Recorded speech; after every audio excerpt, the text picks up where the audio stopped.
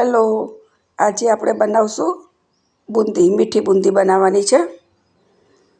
તો એની માટે મેં 1 કપ માપથી જ બનાવવાની છે. 1 કપ ચણાનો લોટ લીધો છે અને એની ઉપર 1 પિંચ જેટલું ખાવાનો સોડા નાખી દેવાનો અને એને ચાળી લેવાનો છે. ચાળવાથી ઉપર કોઈ ગઠ્ઠા ન રહે ને સરસ લોટ બહાર નીકળે. આવી રીતે ચાળી લેવાનો. કોઈ કચરો હોય તો પણ નીકળી જાય. બધો જ ચાળી લેવાનો છે અને એકદમ થોડું થોડું કરી અને પાણી નાખીશું ખીરું બનાવવા માટે. આ ભગવાનની પ્રસાદી માટે કરવાનું છે એટલે મેં થોડોક જ બનાવી છે બૂંદી.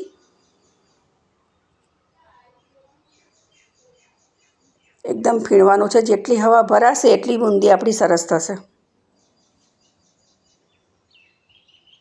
એક વાટકામાં પાણી લઈને જોઈ લઈએ.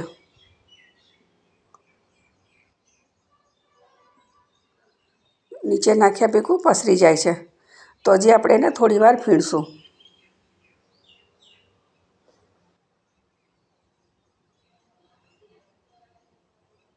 ખૂબ ફીણવાનું છે. એનો થોડો કલર પણ બદલાઈ જશે. હવે બીજી વાર જોઈ લઈએ બીજી વાટકીમાં. જો નાખ્યા ભેગું એક સરખું જ અંદર પડે છે અને જે પેલી વાટકી હતી એમાં બધું પસરી ગયું છે. તો હવે ખીરું આપણું બૂંદી માટે બરાબર છે.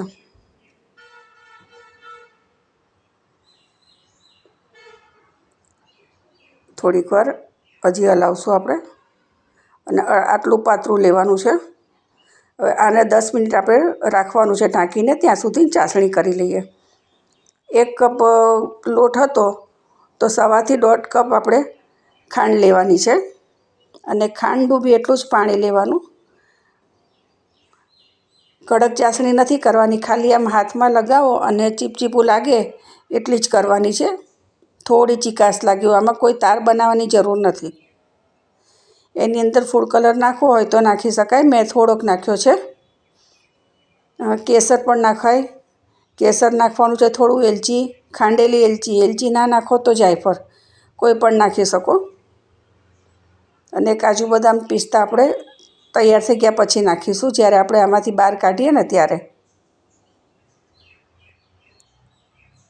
હવે તેલ મૂકી અને આપણે જારાથી પાડી લઈએ બૂંદી. જારો બિલકુલ હલાવવાનો નથી.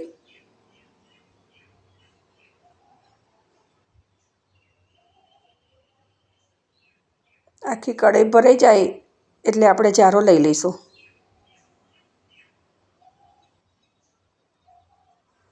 અને દર વખતે જારાને ધોઈને સાફ કરવો ખૂબ જ જરૂરી છે, નહીં તો બૂંદી લાંબી પડશે.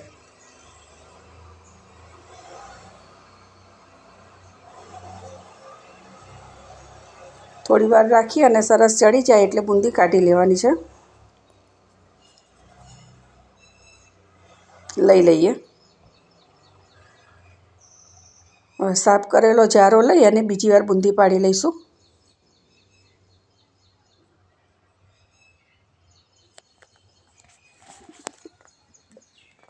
આને પણ થોડીક વાર રાખી અને કાઢી લઈએ.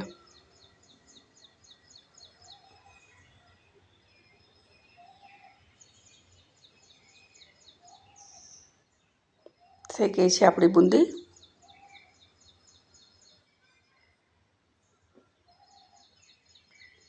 હવે બૂંદી તમે જુઓ કે કેટલી પોચી થઈ છે.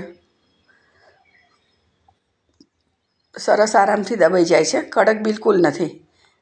એ થોડો સોડા નાખ્યો એનાથી આટલી પોચી થાય.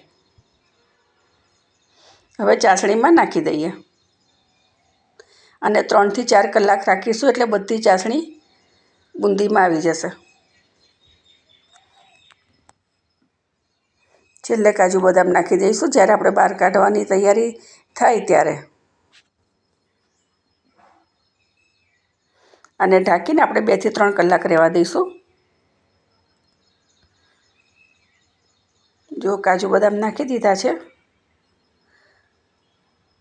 અને એકદમ સરસ રસવાળી છે, તમે જોઈ શકો છો.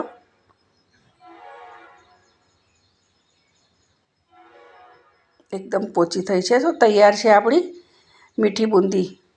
વિડીયો સારો લાગ્યો હોય તો કમેન્ટ કરજો, શેર કરજો.